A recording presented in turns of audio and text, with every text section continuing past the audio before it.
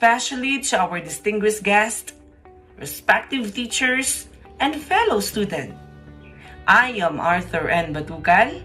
I am currently enrolled in the Masters of Arts in Education, major in Teaching Elementary Education under the Professional School of the University of Mindanao. It is my pleasure to present my research study entitled Academic Self-Efficacy and Motivations as Predictors of Engagement Among Blaan Learners, conducted under the guidance of my advisor, Dr. Renante Hinova, EDD DPA. A critical disparity persists within the educational systems, particularly affecting marginalized groups such as Blaan indigenous learners, who continue to demonstrate low level of academic engagement, especially according to Obeda and Kagoko 2025. Indigenous education is often challenged by several linguistic barriers and lack of cultural appropriate learning resources, which directly hinder active student participation. Furthermore, according to BITE 2025, this gap is compounded by the limited availability of localized studies that captures the lived experience and internal motivations of indigenous students in Mindanao. In responses to the educational gap, the present study investigates the psychological and behavioral factors that influence Blaan students' academic performance. The significance of this research extends to both local policy and educational mandates.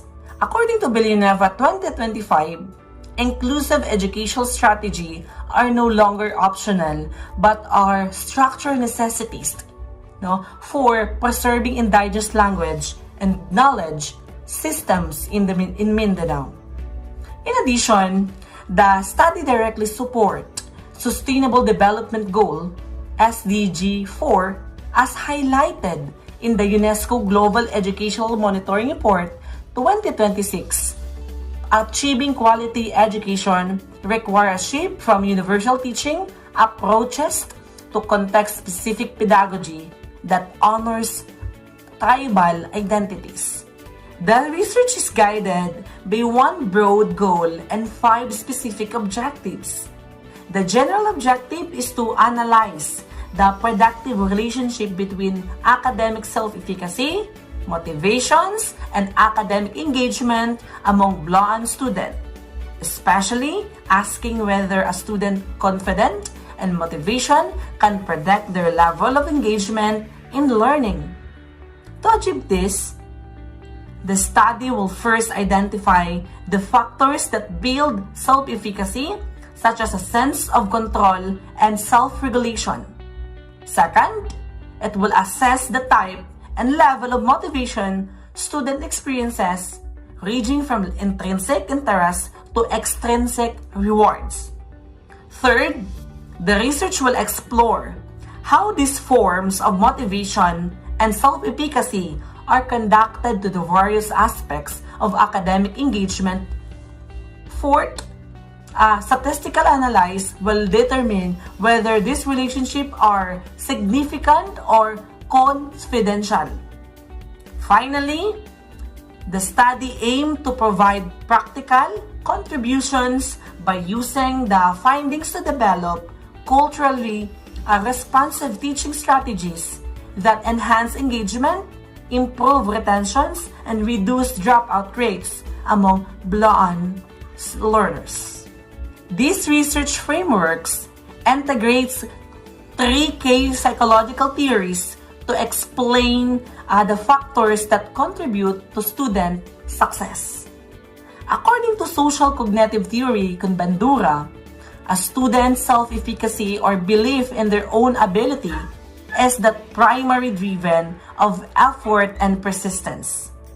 Complementing this, self-determination theory con DC and Ryan emphasize that learners are most engaged when their basic psychological needs for autonomy, competence, and relatedness are met. The theory of planned behavior, or ASIN, highlight a student intention to remain in school influenced by both personal attitudes and social norms of their community.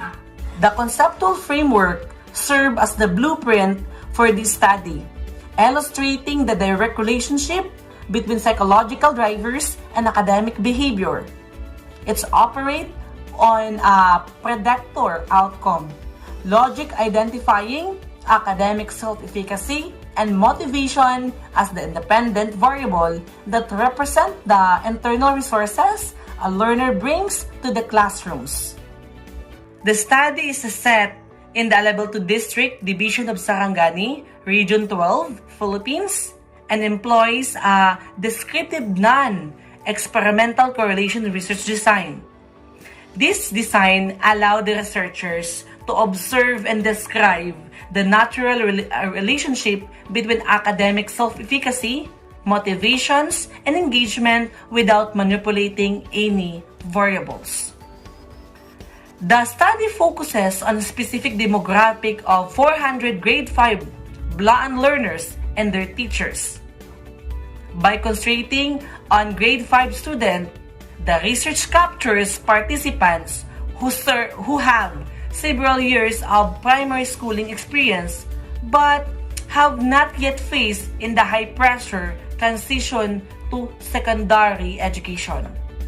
To ensure consistency and relevance of the data, strictly inclusions and inclusion criteria are applied. Only students enrolled in the grade 5 Batukal and Noble Public Elementary School within Sarangani are included.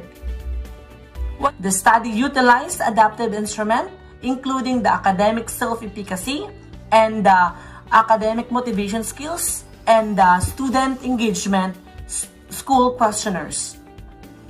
To ensure these tools are appropriate for the target population, they are undergo rigorous testing for content validity and reliability, with Cornbarch alpha used to confirm the internal consistency of the survey item.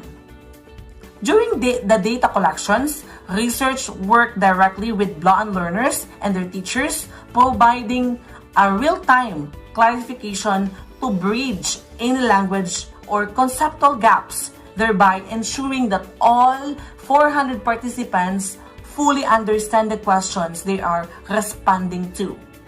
Once collected, the data are processed using descriptive statistic to summarize current level of student self-efficacy and motivation, followed by inferential statistic, including correlation and rigorous analysis.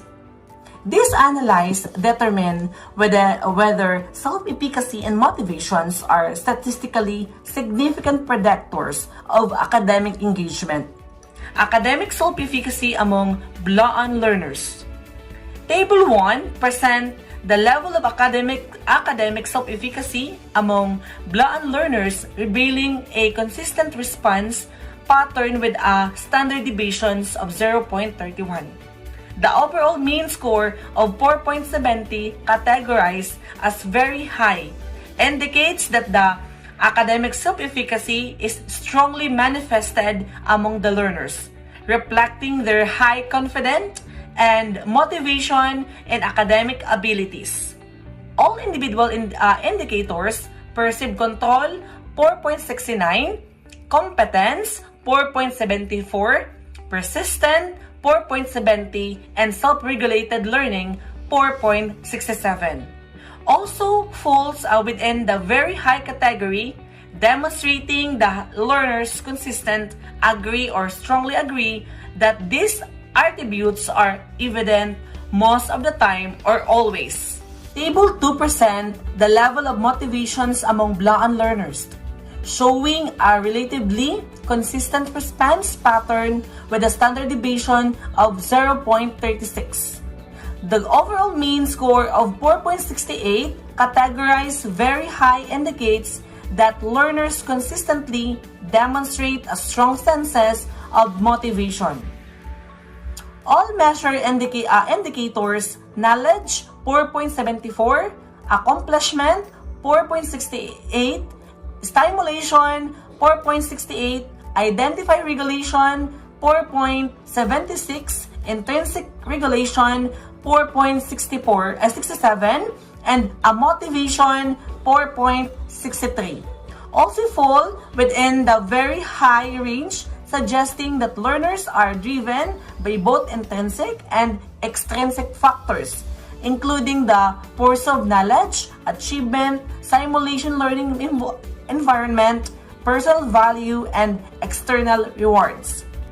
Table 3 presents the level of engagement among Blaan learners with the standard deviations of 0.37, indicating fairly consistent responses.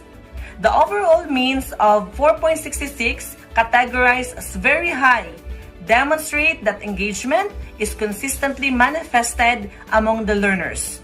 All measure indicators: effective liking for learning, 4.64, effective liking for school 4.69, behavioral effort and persistent 4.66, behavioral extracurricular participation 4.67, and cognitive engagement 4.65 also fall within the very high range. These results suggest that the learners enjoy both learning and school, exert considerable effort and persistence, actively participate in extracurricular activities, and demonstrate strong cognitive engagement. Table 4 presents the correlation between academic self-efficacy and engagement among Blaan students, revealing a positive and significant relationship across all indicators. Perceived control demonstrates strong correlations with all engagement measures, with an overall correlations of 0.786. Similarly, competency, persistency, and self-regulated learning also show significant relationship with engagement, with overall correlation range from 0.736 to 0.873, all of which are statistically significant. No? This result indicates that high level of academic self-efficacy are associated with greater student engagement in both academic and extracurricular activities. Table 5 show significant positive correlation between motivations and engagement among Blaan students. Knowledge demonstrate moderate correlations with effective liking for learning and cognitive engagement, while other indicators, accomplishment, simulation, identified regulation, intrinsic regulation, and motivation, show strong positive relationship with various aspects of engagement. The overall correlation of 0.854 indicates a robust connections between motivations and engagement. Table 6 present the regressions analysis examining the relationship between academic self-efficacy, motivations, and engagement among Blaan students. The results indicate that both academic self-efficacy and motivation are positively and significantly associated with engagement, suggesting that increase in these factors lead to higher level of student engagement.